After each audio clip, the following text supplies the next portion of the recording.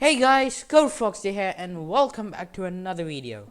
Do you want to know how to send messages like this containing no text in Discord?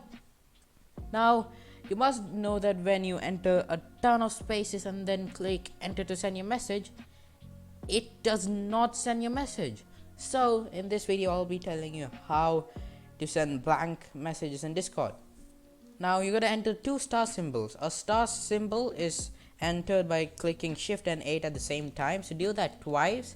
Leave some spaces. It does not matter how much spaces you leave, but leave at least one.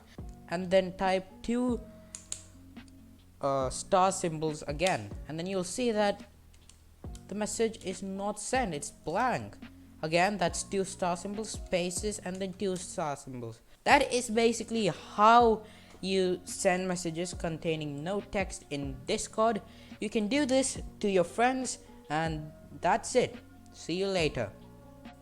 Hello, it's me again. If this tutorial helped you out, leave a like and consider subscribing. It helps me a lot. And that's it. See you in the next tutorial.